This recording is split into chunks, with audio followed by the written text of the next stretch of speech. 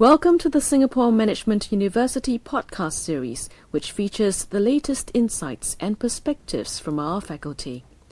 In today's globally connected online and mobile world, social media platforms are fast becoming the dominant means of communication, and it is revolutionizing the way businesses communicate with their customers, individuals communicate with each other, and how governments communicate with citizens.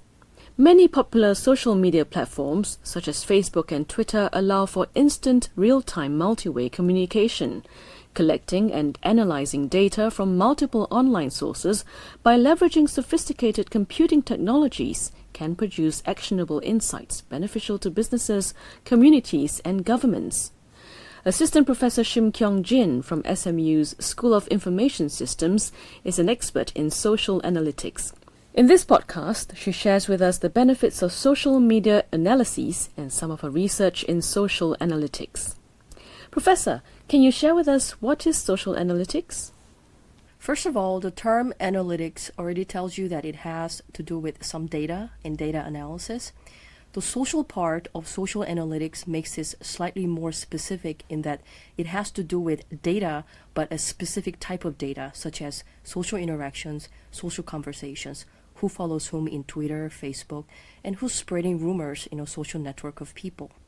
Simply put, it's a study of people, consumers that buy stuff and post their reviews so that other potential buyers can be warned or informed before making a purchasing decision. It's also a study of how information flows in a social network of people and who's at the center of communication, who's being or creating that tipping point, a point at which information starts spreading really fast. We call these individuals influencers.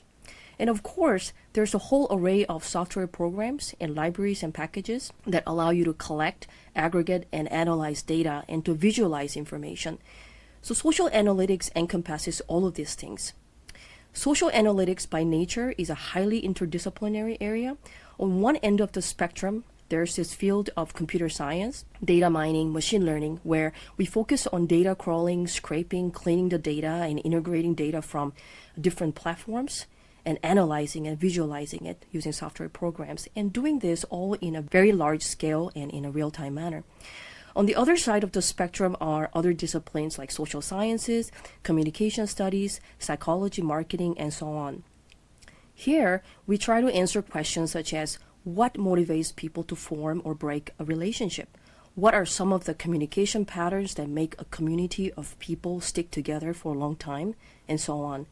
So these other fields of study provide more context around what we analyze in computer science, and more importantly, why we are analyzing what we are analyzing.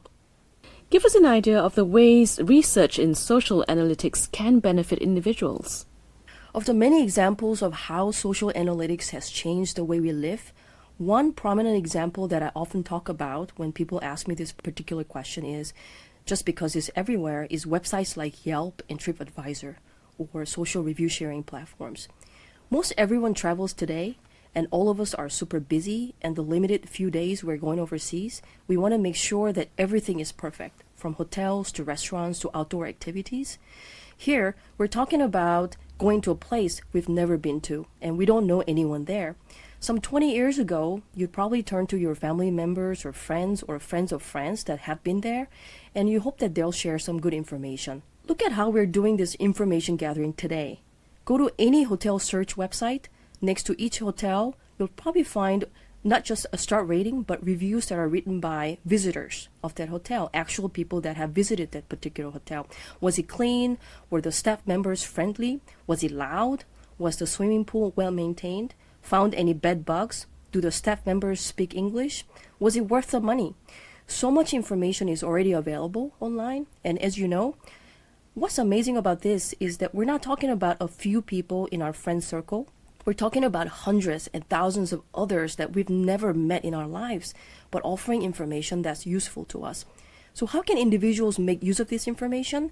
Bed bugs found in a hotel, ants found, and hotel staff didn't do anything about it? Well, you stay away from this hotel and go look for another hotel. In a similar way, when choosing the next restaurant to take your spouse out on a date, You can go find a lot of reviews on websites like Yelp or Hungry Go Where. It doesn't have to be hotels or restaurants, but electronics, telco services, piano tuning services, movers, tutors, and so on and so forth. There's just so much social conversation online today. We as individuals can do our own research for better and informed decision making, all for free. What about businesses and governments?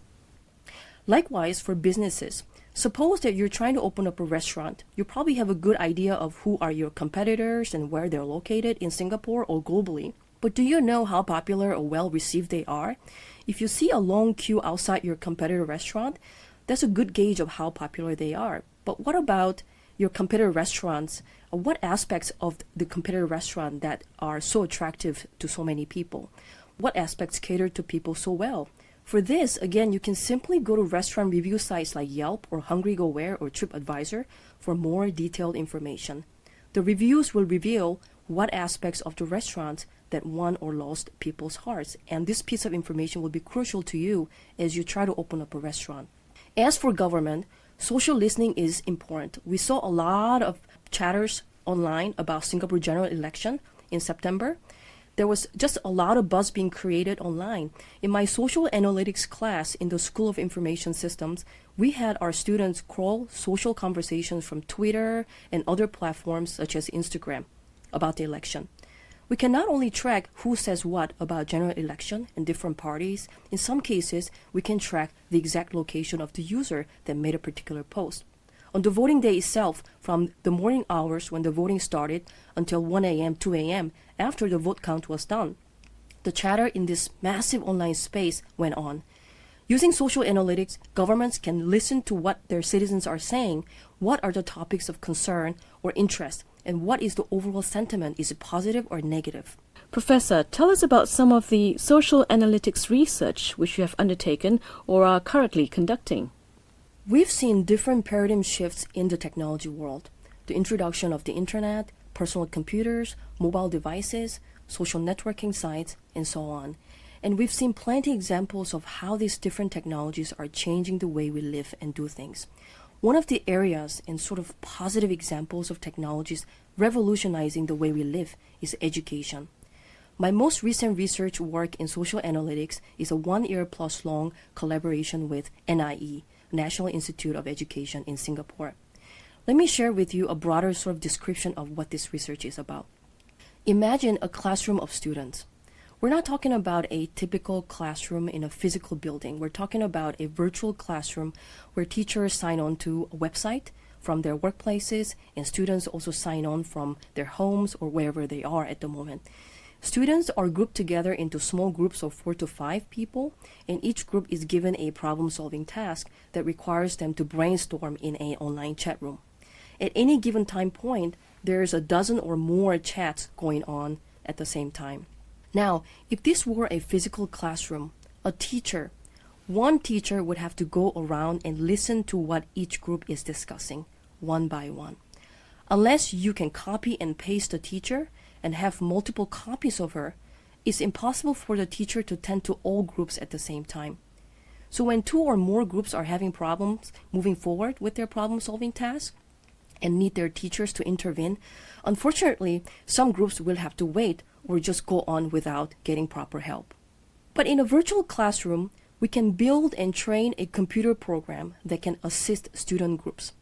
These programs sort of act like the teacher, except that they're not human, but they can be trained to behave like the teacher and assist students like the teacher.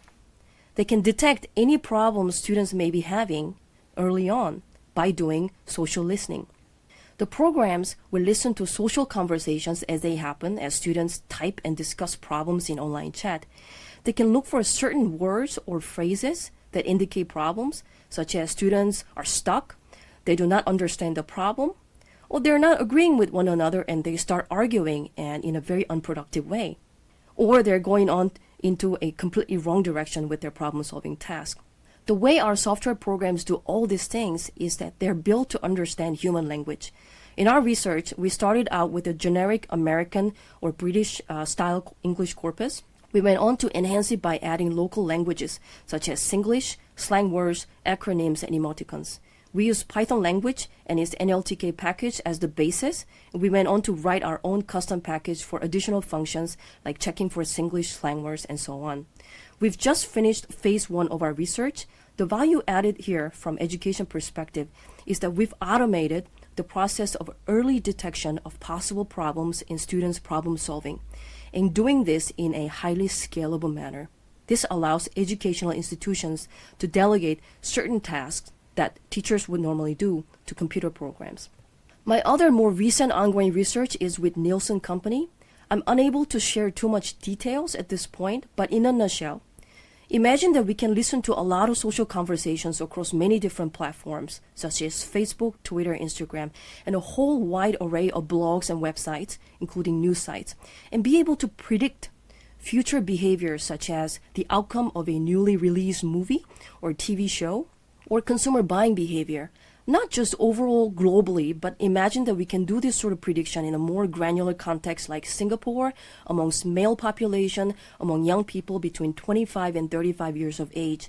Imagine that we can do this fairly accurately using computer programs, using machine learning algorithms. Companies that have this sort of information early on will be able to better design their marketing campaigns by focusing on specific demographic segments, perhaps. And not just that, imagine that we can get to a point where we can identify social influencers, individuals in a social network that are highly followed by and trusted by other people. Movie production companies can leverage the social influencers to spread good news or information about their upcoming movies or shows. So without going into too much specifics, the general idea behind the second project with Nielsen Company is that we can do social listening to better understand consumption behaviors. We can predict future behavior by looking at past chatters captured in social media. As social media data are mined without the consent and knowledge of the users, how do you handle the issue of privacy? I can only provide a general answer, as specifics can vary from website to website and from country to country. I must say that my response to this particular question in this podcast is not a legal advice, and it is not intended as a legal advice. First thing first, if you post something on the web, it makes that something public.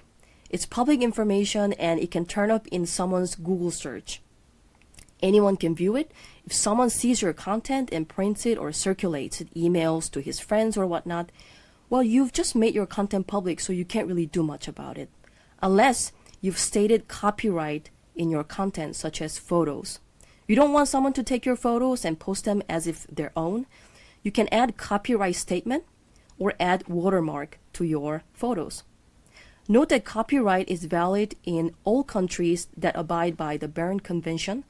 Currently, there are 168 countries that are included here, including Singapore, starting 1998. Now, if you post something behind some type of protection, for instance, using your user authentication, if you post something on a social networking site like Facebook after you log in with your own username and password, the owner of the social networking site may impose conditions and restrictions on the use of the data that you post. This is a contract between you as a user and the owner or provider of the social networking site. The social networking site owner may use the data you post in a certain way. Other users, people that follow you in Facebook or whatnot, they can use the data you post in a certain way. You must refer to the social networking site's TOS, or terms of use, for more details. There's a completely legal way to share content, like in Facebook, you can click on share, so that when the content appears in your feed, people following you can see that this message originates from someone else. In Twitter, sometimes we see people take another person's tweet. Instead of retweeting it, giving the original poster the due credit, they'll just create a new tweet with the same content. It's like stealing someone's quote. Totally plagiarism, right? But it seems that you cannot really copyright your tweets because of the 140 character limit is too short and other reasons. Now, there's a difference between a person visiting a web page and reading the content and a computer program called crawler visiting the web page and grabbing the content. There's what's called the robots exclusion protocol, which basically says that crawlers should not grab contents from any website that uses robots exclusion protocol. Now, when it comes to social media or social networking sites, some of the websites provide public API. API stands for Application Programming Interface. Simply put, it tells you how to extract what data from a particular social media site. APIs will restrict your data access, ensuring that you, as a program, are able to access only certain types of data. Again, you'd have to refer to the terms of use for whatever API you use for particular sort of restrictions and regulations. So largely there are two things. As a user posting some content onto a website, you need to understand who can access the content and how your content can be used by the website provider and by other users on the website. This can be found in terms of use. Secondly, as a user of the website, wanting to access other data, other users' data, either by web crawling or through API, you need to refer to the terms of use again. If you're crawling data from other websites for research purposes, you need to make sure that you've gone through the IRB training as required by your respective institution. And you can only publish only aggregated information. You cannot publish personally identifiable information. You'd have to work closely with your institution, your school's IRB office on this, as your research is dealing with human subjects. All this data we're crawling from the web, social conversations, social networks, and so on, are about people, human subjects. So please take a note of this as you're embarking on a research using social media data. Thank you, Professor. Thank you so much for having me here today.